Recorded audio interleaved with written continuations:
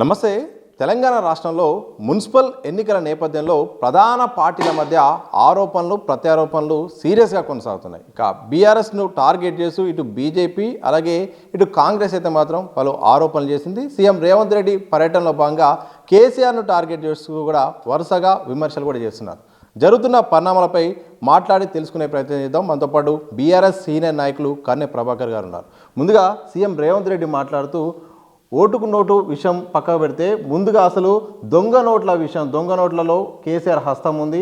అలాగే దాంతోపాటు ఇచ్చిన దొంగ హామీలు ఇచ్చారు, గోడ మీద రాయిస్తానంటూ కూడా ఆయన వరుసగా కేసీఆర్పై చేస్తున్న వ్యాఖ్యల పట్ల ఏం చెప్తారు? పిచ్చి పట్టింది రేవంత్ రెడ్డికి, పిచ్చి మాటలు కాకపోతే.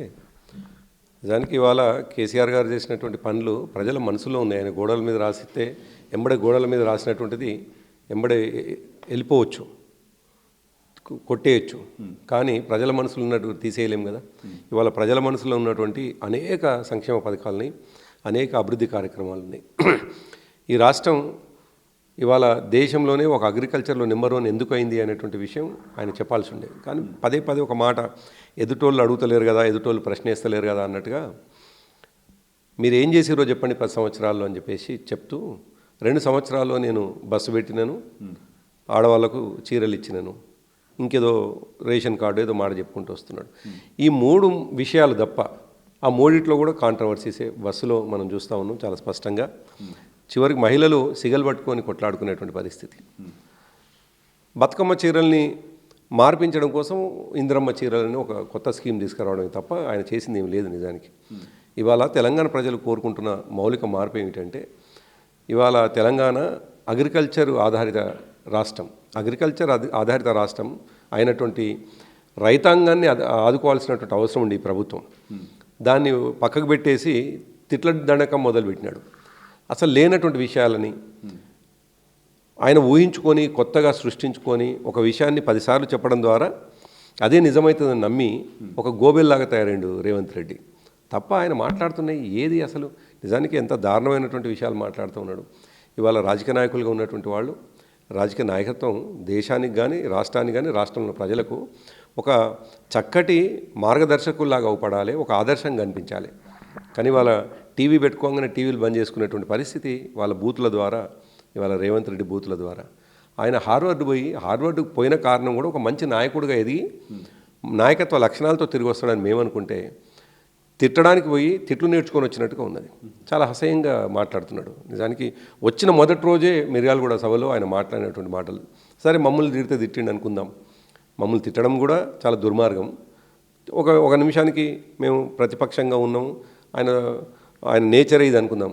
సాక్షాత్తు ఆయనకు రాజకీయ భిక్ష పెట్టినటువంటి కాంగ్రెస్ పార్టీ పెద్ద దిక్కు అయినటువంటి జానారెడ్డిని కూడా అదే వేదిక మీద తిట్టడం, ఆయన ఒక ఫ్యూడల్ అన్నట్టుగా, ఆయన చెప్పులు మోసిండు ఇంకొక వ్యక్తి అన్నట్టుగా మా పార్టీ నాయకుని తిట్టడం కోసం చివరికి జానారెడ్డినే ఫ్యూడల్గా తయారు చేసిండు, పెత్తందారిగా తయారు చేసినాడు. అంటే చెప్పులు నిజానికి ఎవరు మోయించుకుంటారు? ఒక ఫ్యూడల్ మనస్తత్వం ఉన్నటువంటి వాళ్ళే చెప్పులు మోయించుకుంటారు. అటువంటిది ఇటువంటి మాటలు మాట్లాడుతూ కాంగ్రెస్ పార్టీని ఖతం చేయడానికి ఆయన చేస్తున్న ప్రయత్నంగా ఇవాళ కాంగ్రెస్ పార్టీ కార్యకర్తల నాయకులు అర్థం చేసుకోవాలి. కాబట్టి ఆయన చేసే ఆరోపణలు నీటి మీద రాతల్లాంటివి, అవేం గోడ మీద రాతలు రాస్తా అని చెప్పేసి అంటున్నాడు. కానీ నేను ఇంతకుముందే అన్నట్టుగా మనసుల్లో చెరగని ముద్రేసినటువంటి కేసీఆర్ గారు చేసిన పనులని రేవంత్ రెడ్డి ఒక మాటతోటి మర్పించలేడు, అది సాధ్యం కూడా కాదు. అయితే కేసీఆర్కు నోటీసులు ఇవ్వడాన్ని ఎందుకంత తప్పుపడుతున్నారు బీఆర్ఎస్? ఒకవేళ ఒక సాక్షిగా రావడం వెనుక కూడా దాంట్లో కూడా మమ్మల్ని విమర్శలు చేస్తున్నారు, అట్లా కూడా తప్పేనా నోటీసులు ఇవ్వడం సిట్టాన్ని కూడా ఆయన చేసిన వ్యాఖ్యలు? కాదు, మేము చాలా సందర్భాల్లో ఓ మాట చెప్పుకుంటూ వచ్చినాం. నువ్వు పెట్టినటువంటి కేసే కుట్రపూరితమైన కేసు. ఆ కేసు పూర్వపరాలు ఒకసారి అనుకుంటే మేము చాలా స్పష్టంగా స్ట్రెయిట్గా దాయకుండా చెప్పినటువంటి మాట ఏమిటంటే, ఈ దేశంలో ఉన్న 28 రాష్ట్రాలు అంటే తెలంగాణతో పాటు మిగతా 27 రాష్ట్రాలు అంటే 28 రాష్ట్రాల్లో కూడా ఒకే రకమైనటువంటి నెట్వర్క్ ఉంటుంది, ఒకే రకమైన ఇంటెలిజెన్స్ వ్యవస్థ ఉంటుంది, ఒకే రకమైనటువంటి ప్రభుత్వానికి వేగులు ఉంటారు, ఒకే రకమైన సమాచార వ్యవస్థ ఉంటుంది. అట్లా తెలంగాణ కూడా ఉన్నది. ఫోన్ ట్యాపింగ్ అనేటువంటిది ఎవరు ఈ ప్రపంచంలో ఎవరు చేయని ఒక తెలంగాణ పోలీసులు మాత్రమే చేసిండ్రు అనే పద్ధతిలో అతను విమర్శించడం, రాజకీయ ఉపన్యాసాలు ఇవ్వటం, రాజకీయంగా మాట్లాడటం, దానికి తోడు ధారావాహికలాగా 2 సంవత్సరాలు దాన్ని కంటిన్యూ నడుపుతున్నటువంటి సందర్భంలో ఒక్కసారి కూడా దానికి శాంటిటీ ఉండాలి, దానికి ఒక ఎవిడెన్సులు ఏమన్నా చెప్పాల్సినటువంటి అవసరం ఉండే ఇవన్నీ ఏమీ లేకుండా ఊకనే పొలిటికల్ మైలేజ్ కోసం మాత్రమే ఈ ఆట ఆడడాన్ని మేము వ్యతిరేకించినాం. నిజానికి ఇప్పుడు ఆయన నోటీసులు ఇచ్చిన సందర్భం ఏమిటంటే 19వ తారీఖు నాడు ఆయన అమెరికా పోతాడు, దావోస్ పోతాడు. సరిగ్గా 17-18 నుండి స్టార్ట్ చేసినారు. అంటే ఆయన పోతున్నటువంటి విషయాన్ని అంతే కదా, ఆయన పోతున్నటువంటి విషయాన్ని పోయి అక్కడ ఏం జరిగినటువంటి విషయాన్ని దాని చర్చలోకి వస్తుంది అని ఒకటైతే, రెండవది మున్సిపల్ ఎన్నికలు వస్తూ ఉన్నాయి, మున్సిపల్ ఎన్నికల్లో ఫలితాలు డిఫరెంట్గా ఉంటున్నాయి. గుర్తుల మీద గుర్తు లేకుండా జరిగినటువంటి ఎన్నికలని 4000 సీట్లు గెలిచినటువంటి బీఆర్ఎస్ పార్టీ గుర్తుతో వచ్చేటువంటి ఎన్నికల్లో డెఫినెట్గా మంచి మెజారిటీ వస్తుందని ఒక భయం పుట్టుకొని 2 విషయాలు, ఒకటి దావోసు అమెరికా పర్యటనల ద్వారా వచ్చేటువంటి విమర్శ, రెండోది ఈ మున్సిపల్ ఎన్నికల్లో ఫలితాలను చూసి భయపడి ఈ పక్కదారి పట్టించడానికి చేసిన ఒక ప్రయత్నం వల్ల మేము మేము అంటున్నది ఏంటంటే 2 ఏళ్లుగా ఏం పురోగతి వచ్చింది, ఇప్పటివరకు ఏం లేదు. నిజానికి ఎవరన్నా ఇప్పటివరకు ఫోన్ ట్యాపింగ్ చేయలేదు ఈ దేశంలో మిగతా పార్టీ అంటే, మిగతా ప్రభుత్వాలంటే కాదు. సాక్షాత్తు వాళ్ళ గతంలో పనిచేసిన ప్రధాని మన్మోహన్ సింగ్ గారు చెప్పినటువంటి మాట ఏమిటంటే, ఈ దేశంలో ఇప్పటికే 9000 ఫోన్లను మేము ట్యాప్ చేసినాం, కారణం దేశ రక్షణ కోసమని. అంటే ఫోన్ ట్యాపింగ్ అనేటువంటిది డెఫినెట్గా అదొక శాంటిటీ ఉన్నటువంటిది, అదొక ప్రభుత్వం చేసేటువంటి అనేక సమాచారాలు అదొక సమాచారంగా మనం అర్థం చేసుకోవాలి. వేగుల ద్వారా తెచ్చుకుంటారా, ఇంటెలిజెన్స్ వ్యవస్థ ద్వారా సమాచారం తెచ్చుకుంటారా? ఎందుకు తెచ్చుకుంటారు అంటే, ఒకటి ప్రభుత్వాన్ని రక్షించుకోవాలి, ప్రజల్ని రక్షించుకోవాలి, దేశ భద్రత, రాష్ట్ర భద్రత, రాష్ట్రంలో ఉన్న ప్రభుత్వానికి స్థిరంగా ఉండడం. మనం గతంలో చూసినాం ఇదే ఇష్యూలో ప్రభుత్వం అంటే మేము ప్రభుత్వానికి రాగానే వెంటనే 50 లక్షలతోని రేవంత్ రెడ్డి దొరికిపోతే ఆనాడు ఆయన ప్రయత్నం ఏంది, వచ్చినటువంటి తెలంగాణ రాష్ట్రంలో ప్రభుత్వం ఏర్పడగానే దింపి పడేస్తే ఆంధ్ర వాళ్ళు అనుకున్నట్టుగా జరిగేది కదా. ఆంధ్ర వాళ్ళు ఏమని కోరుకున్నారు, వీళ్ళు చేయలేరు, వీరు పరిపాలన రాదు, తెలంగాణ వస్తే అంధకారం అవుతుంది, తీవ్రవాదులు వస్తారు అన్నట్టుగానే రేవంత్ రెడ్డి ప్రయత్నం ఏదైతే జరిగిందో ఎట్లా దొరికింది అది? ఆ ఫోన్ ట్యాపింగ్ చేసిండ్రా, సమాచారం తెచ్చుకుంటారా, ఏం చేసిరో తెలీదు, బరాల్ వచ్చింది సమాచారం, దాంతో దొరికిపోయింది కదా. సో ఏ ప్రభుత్వమైనా తమ వెనుక జరుగుతున్నటువంటి కుట్రల్ని పసిగట్టడానికి కొన్ని వ్యవస్థలను వాడుకుంటుంది. అట్లా ఫోన్ ట్యాపింగ్ కూడా ఒకటి ఉండొచ్చు. అందుకే మా అభ్యంతరం ఒకటి ఏంటంటే, ఫోన్ ట్యాపింగ్ అనేటువంటిది ఇది నిషేధించబడ్డటువంటిది కాదు, అన్నీ చేసినట్టే. దాని విషయంలో పదే అసలు రాజకీయ నాయకత్వానికి సంబంధం లేకుండానే జరిగే ఈ వ్యవహారంలో మమ్మల్ని ఎందుకు పదే పిలుస్తున్నారు అని చెప్పడంలో భాగంగా మేము కేసీఆర్ గారికి ఇవ్వడం కానీ, కేటీఆర్ గారికి ఇవ్వడం కానీ, హరీష్ రావు గారికి ఇవ్వడాన్ని వ్యతిరేకించినాం. సార్, ఇదే సందర్భంలో ఒక ప్రశ్న అడతాను. బీఆర్ఎస్ వాళ్ళపై ప్రధానంగా కాంగ్రెస్ చేస్తున్న, బీజేపీ చేస్తున్న ఆరోపణ ఏంటంటే, ప్రభుత్వ రక్షణ కోసమో దేశ రక్షణ కోసమో ఫోన్ ట్యాపింగ్ వాడితే తప్పలేదు, కానీ భార్యాభర్తల యొక్క మాటలు విన్నారు, కుటుంబ వ్యవహారాలు విన్నారు, రియల్ ఎస్టేట్ వాళ్ళ మాటలు విన్నారు, సెలబ్రిటీల మాటలు విని కూడా వాళ్ళను భయభ్రాంతులకు గురి చేసి బెదిరించారని కూడా ఈ రోజులో ఎన్నికల ప్రధాన అస్త్రంగా దీన్ని వాడుతున్నారు. దీనికి నేను అదే ఇంతకుముందు మీరు అన్న దాన్ని కూడా నేను చెప్పినాను. 2 సంవత్సరాలుగా జరిగినటువంటి విచారణలో తేలినటువంటి అంశాలు ఇప్పటివరకు ఇతిమిద్దంగా ఏదైనా ప్రజల ముందు ఉంచిండ్రా? వేగ్గా రాజకీయ ఉపన్యాసంలో భాగంగా చెప్పడం కాదు. అయితే అథెంటిక్గా ముఖ్యమంత్రిగా రేవంత్ రెడ్డి అయినా చెప్పాలి, ఆ శాఖకు మంత్రులుగా పనిచేసిన వాళ్ళన్నా చెప్పాలి, లేదు అనుకుంటే ఎవరైతే విచారణ చేస్తున్న అధికారులన్నా ఏం జరిగిందో ఊరికే రాజకీయ ఉపన్యాసాల భాగంగా మాట్లాడితే అది సరైంది కాదు. ఇంకా ఒక అడుగు ముందుకేసి ఇంకో మాట చెప్పుకుందాం. ఇవాళ 2 సంవత్సరాలుగా ఈ ప్రభుత్వంలో ఉన్నటువంటి కాంగ్రెస్ పార్టీ సరిగ్గా సంవత్సరం క్రితమే, అంటే ఆయన ప్రభుత్వం సంవత్సరం దాటగానే సాక్షాత్తు క్యాబినెట్లో ఉన్నటువంటి కోమటిరెడ్డి వెంకటరెడ్డి నా ఫోన్నే ట్యాప్ చేస్తుంది మా ప్రభుత్వం అని చెప్పినాడు. ఆయన చెప్పిన దానికేమో ఆయన ప్రభుత్వంలో ఉన్నటువంటి క్యాబినెట్ సహచరుడు, దానికి సైంటిటీ ఉంది, దానికి ఆయన చెప్పినటువంటి ఆయన బాధపడుతూ చెప్పినాడు. సో ఈ ప్రభుత్వం కూడా చేస్తుంది అన్నట్టు కదా. అందుకేమంటున్నాను, ఈయన ఒక రాజకీయ ఆరోపణ చేస్తే ఉపయోగం లేదు. మీరు ఇప్పటివరకు విచారించినటువంటి విషయాలని బయట పెట్టండి, ఎవరు సాక్షులు, ఎవరు ముద్దాయిలు తేల్చండి.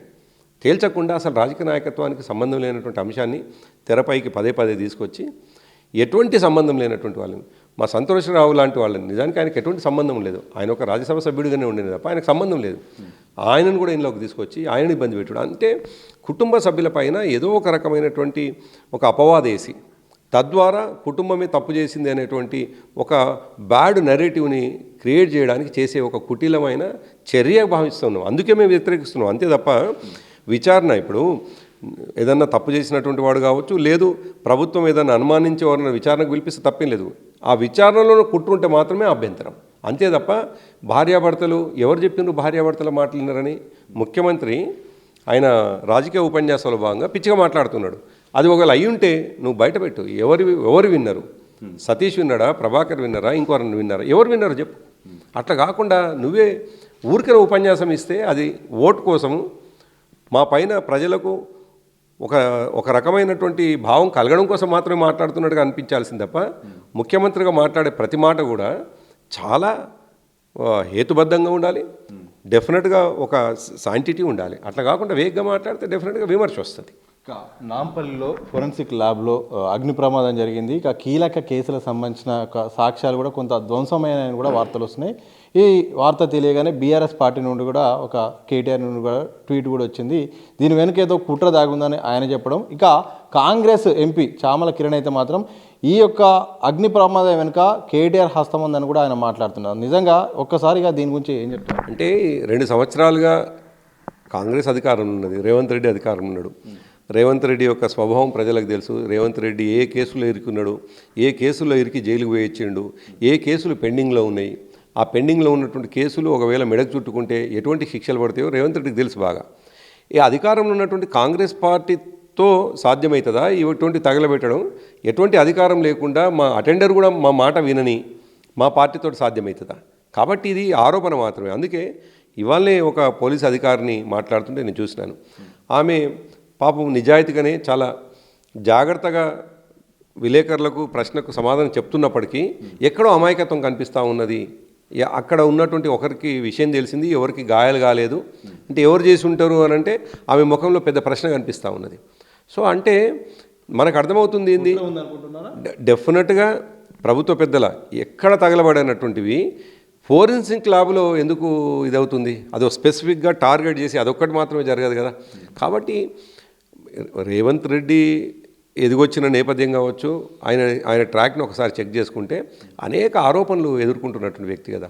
ముఖ్యమంత్రిగా ఉన్నాడు కాబట్టి ముఖ్యమంత్రిగా ఉండి ఆరోపణల నుంచి పక్కదారి పట్టడం కోసం చేసేటువంటి పనుల్లో భాగంగా ఇది ఫోరెన్సిక్ ల్యాబ్ తగలబడ్డట్టుగా మేము భావిస్తూ ఉన్నాం. అందులో అనేక విషయాల్ని కూడా తెరమరుగు కావడానికి, అవన్నీ కూడా సమసిపోవడానికి చేసినటువంటి ఒక కుట్రలాగా మేము భావిస్తా ఉన్నాం. అసలు మున్సిపల్ ఎన్నికల్లో బీఆర్ఎస్ పోటీలో లేదు, ఇక అస్తమైపోతున్న పార్టీ, అసలు ఆ పార్టీ ప్రస్తావన కూడా అవసరం లేదన్నట్టు కూడా కేంద్ర మంత్రి బండి సంజయ్ అయితే మాత్రం మాట్లాడుతున్నారు. ఏం చెప్పారు అంటే సంజయ్ చాలా ఫ్రస్ట్రేషన్గా మాట్లాడేటువంటి వ్యక్తి. మన సర్పంచ్ ఎన్నికల్లో చూసినాం మనం. అంతగలితో కూడా 100-150 కూడా రానట్టున్నాయి. బహుశా నాకు లెక్క కూడా సరిగా నోటికి లేనటువంటి పరిస్థితి. మేమేమో 4000 సీట్లకు పైన సర్పంచ్ని గెలిస్తే వాళ్ళు ఎంత గెలిచినరో కూడా సమాజానికి తెలియనటువంటి పరిస్థితి. మరి సంజయ్ ఎప్పుడు మాట్లాడినా ఒకనాడు ఒకటి మాట్లాడతాడు, మరోనాడు మరొకటి మాట్లాడతాడు. కేవలం కొన్ని శక్తులని, కొన్ని సామాజిక వర్గాలను రెచ్చగొట్టి రాజకీయ పబ్బం కలపడానికి మాట్లాడుతూ ఉంటాడు. కాబట్టి ఆయన రేపు వచ్చేటువంటి ఫలితాలు ఏ మేరకుంటే భారతీయ జనతా పార్టీకి అనేది చూడాల్సిందే. ఆ తాపత్రయంలో, ఆ ఉరుకులాటలు, అందులో ఆ పార్టీలో ఉన్నటువంటి గందరగోళం, ఆ పార్టీలో ఉన్నటువంటి వ్యక్తుల మధ్యలో ఉన్నటువంటి విభేదాలు డెఫినెట్గా కనిపిస్తూ ఉన్నాయి కదా మనకు చాలా స్పష్టంగా. ఈ మధ్యకాలంలో ఈటల రాజేందర్ గారిది మనం ఎక్కడో నేను ఒక ఇంటర్వ్యూ చూసినాను. ఆయన చాలా ముభావంగా, అసలు ఎటువంటి ముఖంలో ఎటువంటి అది లేకుండా చాలా బాధతో తన ఉపన్యాసాన్ని, తన ఇంటర్వ్యూని నేను చూసినాను. అంతెందుకు, సాక్షాత్తు వాళ్ళ పార్టీ జాతీయ అధ్యక్షుడు నితిన్ ఆయన వస్తే కనీసం కలవడానికి కూడా రాజేందర్ గారు వెళ్ళలేదు. అంటే అంత వైరుధ్యం తెలీదు మనకి నిజానికి వాళ్ళ ఆ పార్టీ యొక్క అంతర్గత వ్యవహారం కాబట్టి. అంటే ఆ పార్టీలో ఉన్నటువంటి వైరుధ్యాలతో ఏమీ లేదు అని చెప్పుకోవడానికి ఒకరు పోటీలు పడి ఉపన్యాసాలు ఇస్తున్నట్టు కనిపిస్తూ ఉంది తప్ప భారతీయ జనతా పార్టీ నిజానికి రాష్ట్రంలో వాళ్ళ స్టేక్స్ చాలా తక్కువగానే మనం భావించాలి. సోషల్ మీడియాలో మీరు అన్న సందర్భాన్ని బట్టి మాట్లాడుతున్నా, ఈటెల రాజేందర్ గారు సొంత గూటికి వస్తే బాగుంటుంది, వస్తారని ప్రచారం కూడా జరుగుతుంది. ఒకవేళ వచ్చే ఆలోచన ఉంటే బీఆర్ఎస్ పార్టీ స్వీకరిస్తుందా? ఆ పరిణామాలను ఊహించవచ్చా మనం? అంటే నిజానికి టీఆర్ఎస్ పార్టీ ఆనాడు, ఈనాడు బీఆర్ఎస్ పార్టీ ప్రజల పార్టీ. ఇది తెలంగాణ ఉద్యమకారులు పెంచుకున్నటువంటి పార్టీ, తెలంగాణ సమాజం సొంతం చేసుకున్నటువంటి పార్టీ. కేసీఆర్ గారిని ఆకాశమంతా ఎత్తుకు పోయే విధంగా అనేక మంది ఉద్యమకారులు కేసీఆర్ గారు వెంట నడిచిండ్రు. కేసీఆర్ గారి వ్యూహం, కేసీఆర్ గారి తెగింపు, కేసీఆర్ గారి త్యాగం వెరసి ఇవాళ తెలంగాణ రాష్ట్రం వచ్చింది. ఇవన్నీ ఉన్నటువంటి దాంట్లో డెఫినెట్గా ఉద్యమకారులందరూ ఒకటవుతాము. ఉద్యమకారులందరం కూడా ఈ తెలంగాణ రాష్ట్రం కోసం, మళ్ళీ అభివృద్ధి కోసం మేము అందరం ఒకటవుతాము అంటే డెఫినెట్గా అది స్వాగతించాల్సినటువంటి అంశమే. అందులో ఈటల రాజేందర్ గారు కావచ్చు, మరొకరు కావచ్చు, ఇంకోరైనా కావచ్చు. తెలంగాణ అభివృద్ధి జరగాలి, దాంట్లో నా భాగస్వామ్యం కూడా ఉండాలి అని వ్యక్తులుగా ఎవరైనా భావిస్తే తప్పకుండా మా పార్టీ అసలే తప్పు. ఎందుకు అంటున్నాను అన్నమాట, వ్యక్తిగా నేను మా పార్టీ అభిప్రాయం కాకుండా నా వ్యక్తిగత అభిప్రాయం. ఎందుకంటే మేమందరం కూడా దాదాపు 25 సంవత్సరాల క్రితం తెలంగాణ ఉద్యమాన్ని ప్రారంభించి తెలంగాణ రాష్ట్రాన్ని తీసుకొచ్చి తెలంగాణ వచ్చిన తర్వాత అభివృద్ధిలో భాగస్వామ్యమైనటువంటి వాళ్ళం. కాబట్టి ఈ భాగస్వామ్యం ఇంకా అది కావాలి అని అంటే, ఇంకా పెరగాలి అని అంటే తప్పకుండా చెల్లాచెదరైనటువంటి వాళ్ళు, గుట్టకోరు చెట్టుకోరు ఉండి వాళ్ళ యొక్క అభిప్రాయాల్ని బయట ప్రపంచానికి చెప్పుకోలేక మనసులో కుమిలిపోతున్నటువంటి వాళ్ళు, బాధపడుతున్నటువంటి వాళ్ళు, కొన్నిసార్లు తెలిసి తెలియక కొందరు పొరపాటు చేసి బయటకు పోయినటువంటి వాళ్ళు ఉంటే డెఫినెట్గా ఈ బీఆర్ఎస్ పార్టీ ప్రజల పార్టీ. కేసీఆర్ గారు ప్రజానాయకుడు, ప్రజల మనిషి. కాబట్టి డెఫినెట్గా ఎవరు నిజాయితీగా ఈ రాష్ట్రం అభివృద్ధి జరగాలని కోరుకొని ముందుకొచ్చి మేము మీతో పాటు నడుస్తామంటే, మొన్నటికి మనం చూసినాం అరూర్ రమేష్ గారిని.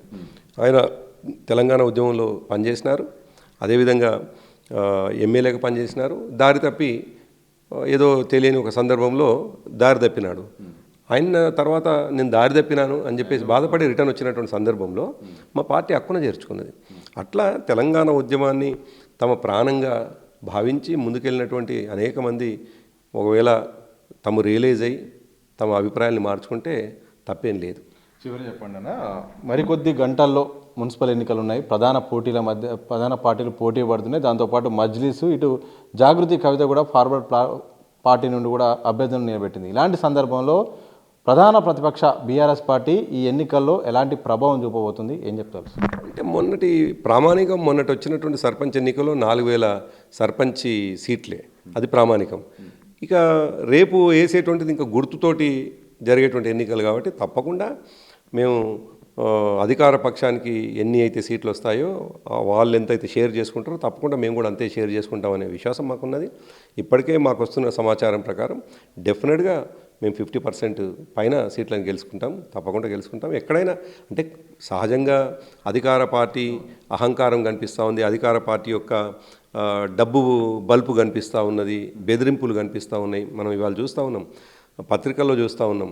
సాక్షాత్తు రేవంత్ రెడ్డి సోదరులే ఇన్వాల్వ్ అయ్యి బెదిరించి బీఆర్ఎస్ పార్టీ నాయకులని కండువాలు కప్పుతున్నారు. అందుకే నేను 50% పైన అనే మాట ఎందుకన్నానంటే, ఇవాళ బెదిరించి డబ్బులు పెట్టి ఏకంగా స్పీకర్, నిజానికి హక్కులు కాపాడాల్సినటువంటి ఆయన, నిజాయితీగా నిలబడాల్సినటువంటి స్పీకర్ వ్యక్తిగా కూడా ఆయన పేరు మంచుకున్నప్పటికీ తను కూడా తన బిడ్డ కోసం ఎటువంటి బెదిరింపులు పాల్గొడుతున్నాడో చూస్తూ ఉన్నాం మనం. అట్లా ఈ రాష్ట్రం మొత్తంలో కూడా కాంగ్రెస్ పార్టీ అక్రమంగా చేసేటువంటి పనుల వల్ల కొన్ని సీట్లు అటు కావచ్చు, కానీ తప్పకుండా మాకు విశ్వాసం ఉన్నది, అధికార పార్టీ చేసి ఏ కుట్రనైనా ఛేదించుకొని ప్రజలు మమ్మల్ని గుండెలో పెట్టుకొని మా అభ్యర్థులను గెలిపించుకుంటారు. కాబట్టి మేము మెజార్టీ సీట్లలో మేము గెలుస్తాం. మొత్తంగా మున్సిపల్ ఎన్నికల్లో మాత్రం బీఆర్ఎస్ పార్టీ సత్తా చాటుతుంది. ఒకవైపు అధికార పార్టీ వాళ్ళ యొక్క అధికార వాళ్ళు ఇబ్బంది పెడుతున్నప్పటికీ, ఒకవైపు బీజేపీ అసత్య ఆరోపణలు చేస్తున్నప్పుడు కూడా తప్పకుండా మా ఓటు బ్యాంకును కాపాడుకుంటాం, అలాగే మంచి స్థానంలో 50% కంటే ఎక్కువనే విజయం సాధిస్తాం. మరోవైపు ఫోరెన్సిక్ దాడి ఘటనలో మాత్రం కొంత ఆ ఘటన తీరు బట్టి చూస్తే మాత్రం ఎక్కడో అనుమానం వచ్చేలాగా మాత్రం కనిపిస్తూ ఉంది. ఏదేమైనప్పటికీ కేసీఆర్పై సీఎం రేవంత్ రెడ్డి చేసిన వ్యాఖ్యలు అయితే మాత్రం సరైనది కాదు. భాష వాడుతున్న తీరు కానీ రాజకీయాల కోసం, చాలా డైవర్షన్ కోసం ఆయన చేస్తున్న ప్రయత్నం అయితే మాత్రం ప్రజలు ఎప్పటికైనా హర్షించే విషయం కాదని అర్థం. బీఆర్ఎస్ సీనియర్ నేత కర్నె ప్రభాకర్ గారు వారి యొక్క వర్షాన్ని చెప్పే ప్రయత్నం చేశారు. కెమెరా పర్సన్ మసూన్తో సతీష్, దిశ టీవీ, హైదరాబాద్.